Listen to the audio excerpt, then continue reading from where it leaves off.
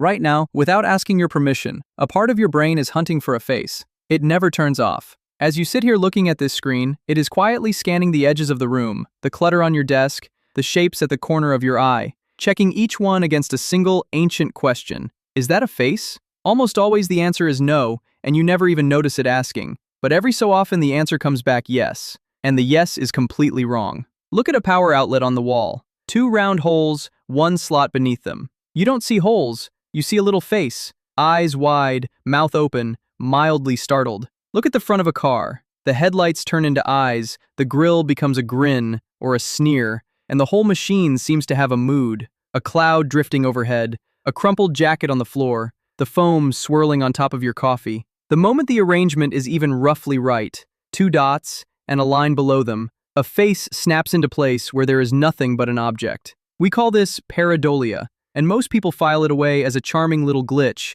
a daydream, a bored mind seeing shapes in the wallpaper. It is nothing of the kind. It is the visible edge of one of the most powerful and specialized machines your brain owns, caught, for just a moment, in the act of making a mistake. Because here is the part that should stop you. You are not loosely imagining that face. Your brain is genuinely processing that outlet as a face, running it through the very same circuitry it uses on your closest friend, on your own mother. In 1997, a neuroscientist named Nancy Kanwisher slid people into an MRI scanner and showed them faces, then ordinary objects, then more faces, watching closely to see which parts of the brain woke up. And she found something remarkable. A small patch of tissue on the underside of the brain lit up hard whenever a face appeared, and went almost completely silent for everything else. Houses, hands, tools, cars, barely a flicker, but a face, and it roared to life. It happened in 12 of her 15 subjects. She named this patch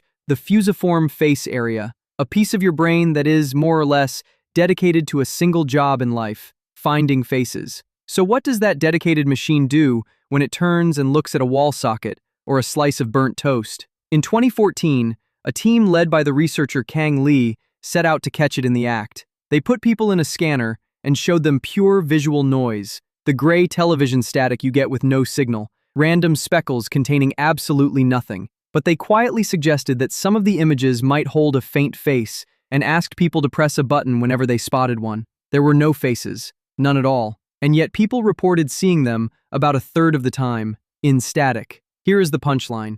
Each time someone claimed to see a face in the noise, that same face area, the fusiform, fired, almost as though a real person were sitting right in front of them. Their study was titled, gloriously, Seeing Jesus in Toast, and it went on to win a prize for research that first makes you laugh and then makes you think. But the point sitting underneath it is dead serious. The face was never in the image. The face was built inside the brain and then thrown back outward onto the noise, like a projector onto a screen. Expectation reached down and manufactured a face out of nothing at all, and it happens breathtakingly fast. When a face lands on your eyes, your brain fires off a very specific electrical signal about 170 milliseconds later, less than a fifth of a second. That is your brain stamping, "This is a face," onto the world before you have consciously thought a single thing. And the false faces, the ones lurking in outlets and clouds, set off a response strikingly similar to the real ones. By the time your slow, sensible mind catches up to say, "Relax, it's only a car," the machine has already spoken. The face is already there. Which brings us to the real mystery buried inside all of this. If this system is so powerful, so fast, so exquisitely specialized, why is it so absurdly easy to fool? Why would evolution build a face detector that keeps screaming face at coffee foam, at electrical sockets, at the surface of the moon? A machine that wrong sounds like a broken one, unless being wrong in that one particular direction was never the flaw it looks like. Think for a moment about the 2 very different ways this system can fail. The first way. There is a real face in front of you, a person, watching, close, and your brain simply fails to register it. The second way. There is no face at all, just a shadow falling across a rock, and your brain shouts face anyway. Both are mistakes, but they are not remotely the same size. For almost the entire history of the creatures you descend from, faces were the single most important objects in the world. A face meant another human being, and another human being meant everything. Friend or threat, family or stranger, someone watching you from the shadows, or someone about to share their food.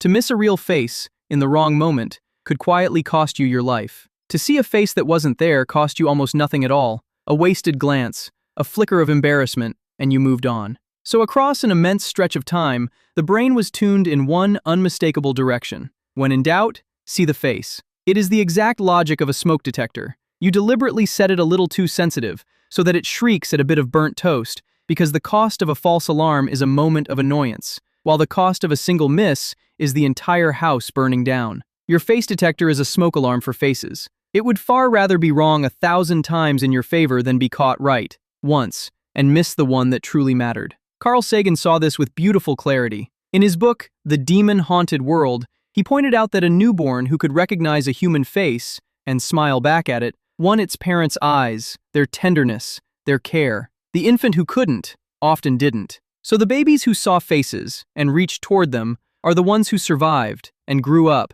and became somebody's ancestor. You inherited their hunger. You are the direct descendant of the finest face finders who have ever lived. Of course you see them in everything. And it doesn't only fire on toast and outlets. In 1976, a NASA spacecraft photographed a rocky hill on the surface of Mars, and the shadows happened to fall just so. 2 dark eyes, a nose, a solemn mouth. And for years afterward, people were convinced there was a mile-wide face carved into another planet, staring back up at us. There wasn't. It was a plain, weathered Martian hill, and a sharper camera later showed it as exactly that. But your face detector does not care how far away the rock is, or how impossible the story. 2 eyes and a mouth, and it fires. But this machine does not stop at merely detecting a face. And this is where the whole story tips from clever into genuinely uncanny. In 2022, a researcher named Susan Wardle gathered a huge collection of these illusory faces. Faces in bell peppers, in suitcases,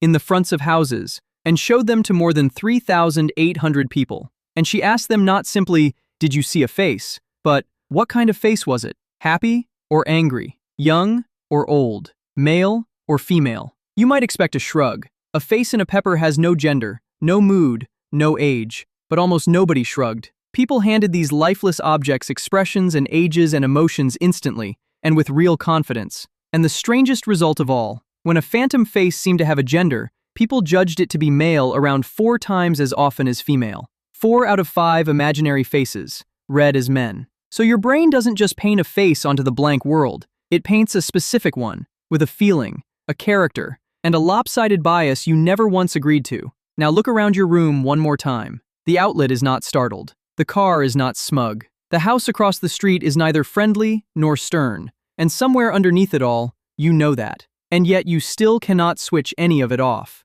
Because you were never the one deciding to see these faces. A system far older and far faster than your opinions is making the call for you, and simply handing you the finished result. And that is the quiet, disorienting truth sitting under everything you look at. You never actually see the world as it is. You see your brain's best guess about the world, painted so seamlessly over raw reality that you mistake the painting for the thing itself. Which brings us right back to where we began. Right now, as you start to look up from this screen, a part of your brain is still out there, hunting for a face, and it will find one soon. In a doorknob, a cloud, the folds of a curtain, the swirl left in your cup. But this time, when it does, you will finally know exactly what you are looking at. Not a coincidence, not a trick of the light, a machine, a fraction of a second quicker than you are, that decided long, long ago that 1,000 imaginary faces were a small price to pay, to never, ever miss a single real one.